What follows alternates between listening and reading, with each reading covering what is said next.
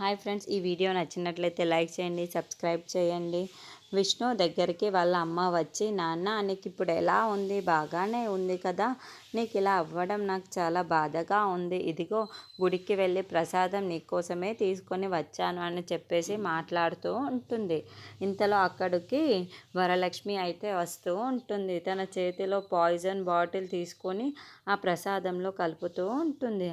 అది చూసిన విష్ణువు మాత్రం, ఏంటి ఇది ఏదో కలుపుతూ ఉంది అని నన్ను చంపేయడానికి ప్లాన్ వేసినట్టు ఉంది అని ఇక్కడ ఏం చేయాలో అర్థం కాక అనుకుంటూ ఉంటాడు. ఇంతలో అక్కడున్న వరలక్ష్మి మాత్రం ఆ ప్రసాదంలో పాయిజన్ అయితే కలుపుతూ ఉంటుంది. అది చూసిన విష్ణువు మాత్రం, ఏంటి ఇది ఏదో కలిపేస్తుంది, ఇప్పుడు నేను ఏం చెయ్యాలి?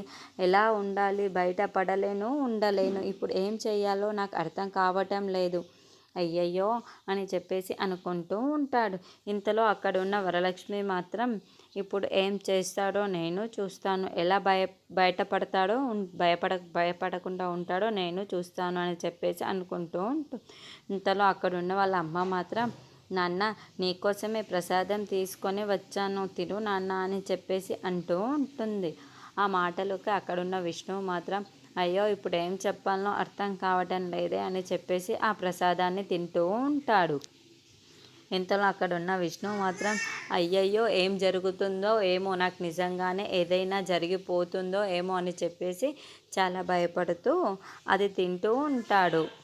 అక్కడున్న వరలక్ష్మి మాత్రం, ఇప్పుడు చూడండి నా రియాక్షన్ ఎలా ఉంటుందో, తన రియాక్షన్ ఎలా ఉంటుందో అని చెప్పేసి అనుకుంటూ ఉంటుంది.